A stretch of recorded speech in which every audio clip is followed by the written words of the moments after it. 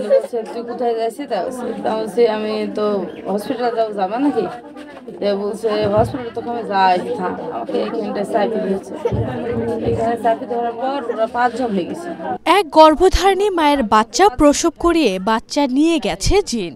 9 মাসের গর্ভধারিণী মা আজমিরা খাতুন সিজারিয়ানের জন্য যখন হাসপাতালে যাওয়ার প্রস্তুতি নিচ্ছিলেন, ঠিক সেই মুহূর্তে 5 জন জিন তার রুমে এসে বাচ্চা প্রসব করিয়ে নবজাতককে নিয়ে চলে গেছে।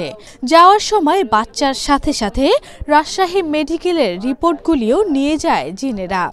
এমন কথা বলছেন মেহেরপুরের গাংনী উপজেলার জাহাঙ্গীর আলমের কন্যা আজমিরা খাতুন। নবজাতক বাচ্চা হারিয়ে দিশেহারা তিনি।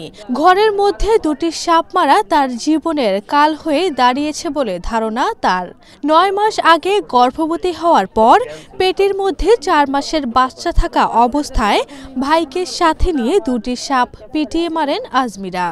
এই ঘটনার প্রতিশোধ নিতেই জিন তার গর্ভ থেকে বাচ্চা নিয়ে গেছে বলে এমন প্রলাপ ছড়াচ্ছেন আজমিরা খাতুন। বাচ্চা যখনই হয় তখন আমার অতটা আমার ক্যাপচারে ছিল না।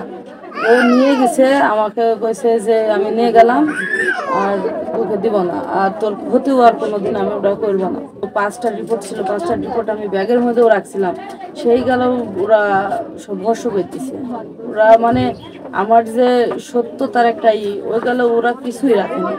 এলাকাবাসী বলছে তাদের সামনে আজমিরাকে গর্ভবতী অবস্থায় দেখেছে।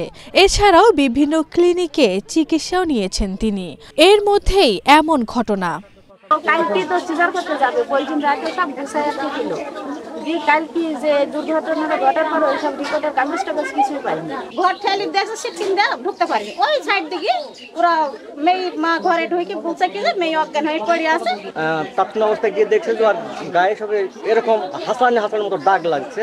হ্যাঁ, খাম হয়ে গেছে। আমি 2 হাত এবং গলা দেখলাম। দুষ্ট প্রকৃতির জিন মানুষের ক্ষতি করে থাকে বলে জানালেন স্থানীয় মসজিদের ইমাম। এগুলো মানুষদেরকে অনেক ক্ষতি করে, এরকম আমি অনেক জায়গায় দেখেছি, কিন্তু এত বড় হয়নি, ছোট দেখেছি। নিয়ে চলে যায়, 8 দিন 10 দিন বাইরে থাকে। কিন্তু আজকে দেখলাম অবাস্তব একটা, সেটা হলো পেটটা বাচ্চা নিয়ে গেছে। তবে চিকিৎসকরা বলছেন আজমিরা খাতুন এক ধরনের অসুস্থতা থেকে জিনের বাচ্চা নিয়ে যাওয়ার কথা বলছেন। প্রকৃতপক্ষে তিনি কখনো গর্ভবতী ছিলেনই না। শুধু গতকালকের একটা রিপোর্ট পাওয়া গেছে, ওখানে আমরা শুধুমাত্র ওনার অ্যাংজাইটির ট্রিটমেন্ট দেখতে পেয়েছি। তো যতটুকু আমরা বুঝলাম যে ওনার প্রেগনেন্সির ব্যাপারটা ঘটে নাই। তো ফার্দার আমরা ইভ্যালুয়েশনের জন্য আমরা রোগীটাকে এখন উপজেলা স্বাস্থ্য কমপ্লেক্সে নিয়ে যাচ্ছি। পরীক্ষা নিরীক্ষা করে আমরা ইনশাল্লাহ ফাইনাল এটা বলতে পারবো। এটাকে অনেকটা ফ্যান্টম প্রেগনেন্সি বলে। তো এই ধরনের কোনো বিষয় থাকতে পারে।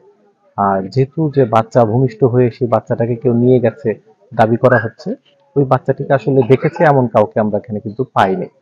সবাইকে আমরা এই মেসেজটা দিতে চাই যে আমরা কোনো ধরনের কোনো গুজব বা এই ধরনের কোনো ভৌতিক বিষয় নিয়ে যেন কেউ আমরা ঘাবড়ে না যাই।